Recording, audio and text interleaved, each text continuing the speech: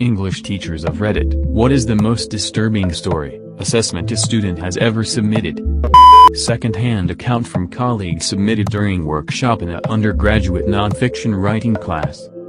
Story was about 18 pages, and was submitted by a 50-ish male. Talks about a 12-year-old girl who is not the man's daughter but belongs to him and his wife. Talking about how they like to stroke her and caress her naked body and make her eat things out of their hand. They put collars on her and constantly refer to her perfect hairy pussy and so forth. The rest of the class read the story for workshop and in disgust and horror emailed professor, colleague, who immediately cancelled the workshop and contacted administration about the student.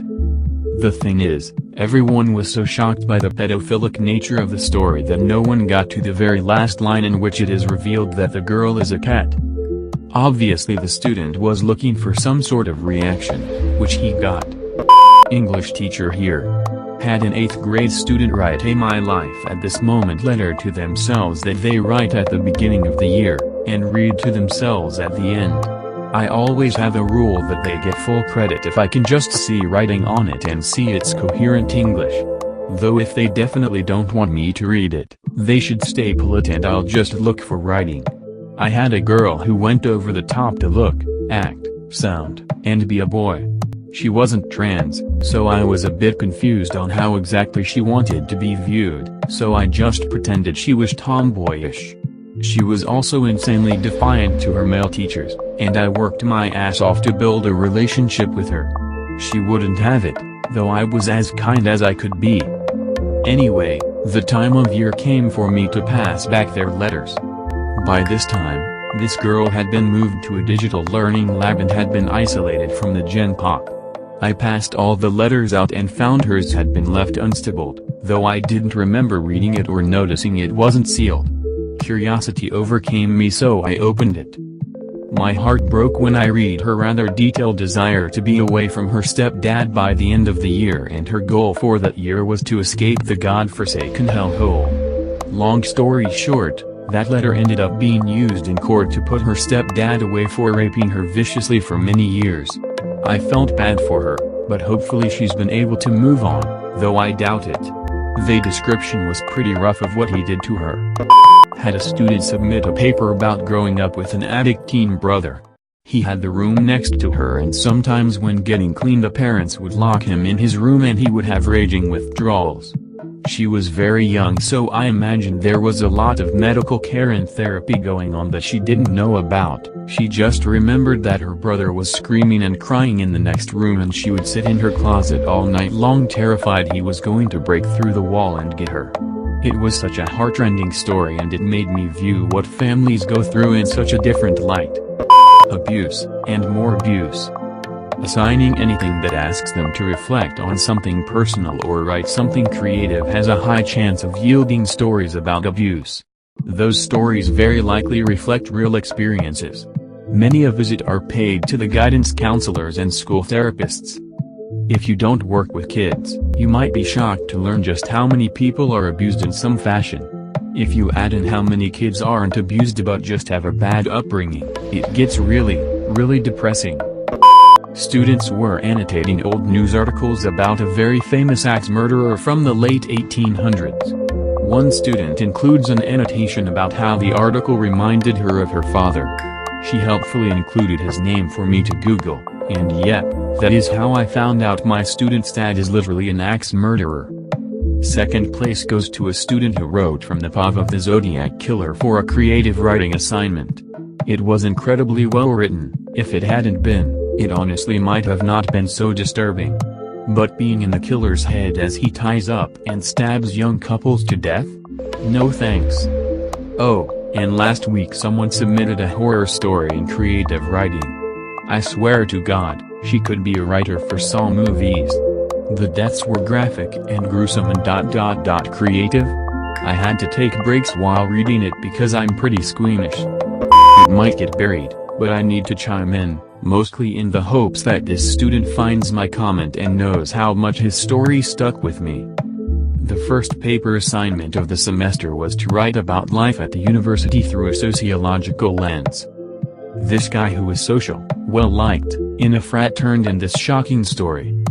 He was writing about how hard his life was. How he had to scrounge for meals from the trash while seeing all the other students eat happily in the dining halls.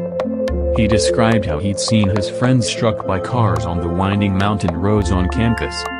I was so taken aback, and I kept reading anxiously to see if his story would take a turn. A squirrel. The student was writing from the perspective of a squirrel. This kid was a genius. I told him later how impressed I was, and he shrugs in a very bro way, stating that's the worst thing I've ever written.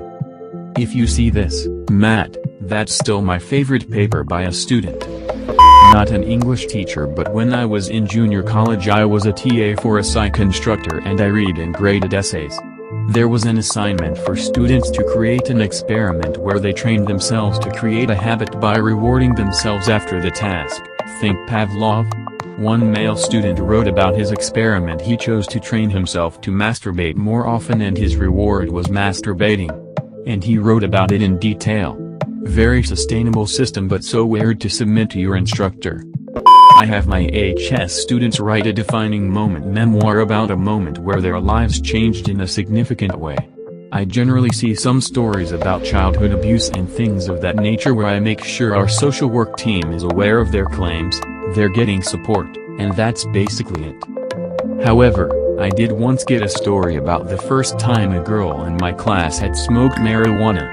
Except, the whole thing was written with the weed anthropomorphized as a beautiful woman named Mary that she met and took on a beautiful all-night date. This thing was about 3 pages long and graphic. We're talking full anatomical descriptions of lesbian sex as an analogy for the experience of getting high for the first time. It just kept going and going, and it was extremely well written to the point that I was really uncomfortable reading it and had to put it away. The worst part is she was so excited for me to read it and came in the next day like, "Did you read it? Did you like it? I'm super proud." And I had to basically say, "Yeah, it's super well written, but honestly I just can't be reading something like that written by one of my students." I had a junior write a memoir in her daily journal about getting raped by 2 other students. This was 7 years ago and I still get emotional when I think about it. She was always super quiet and a great student. She wasn't aware that the journals would be turned in and she begged me not to say anything to her parents. I spent a lot of time making sure she got the help she needed. She's doing much better now. She's an RN in a local hospital and she took care of me a year or so ago when I was in the ER. Basically a manifesto about how the student felt ostracized from the school and how he wanted revenge. This was a community college, and he was a freshman. Over the semester, I could tell he struggled, yet he was also insanely talented. Some other students in the class bullied him in my presence, and let's just say I didn't tolerate that at all. I spent extra time talking to him and trying to help him one-on-one. One day, he turns in an assignment talking about his desire to exact revenge for his marginalization.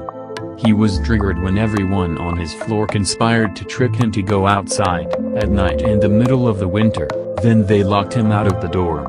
Assholes. I spoke with him immediately about it, and he assured me it was just hyperbole. Regardless, I did have to notify my supervisor. I also spoke with his RA, but the RA couldn't care less. The student ended up dropping out shortly after this. We stayed in touch for a bit, but after a while, I don't know what happened to him. He was probably the smartest student I had in the class, yet he couldn't make it because of his own personal problems and torment from other students.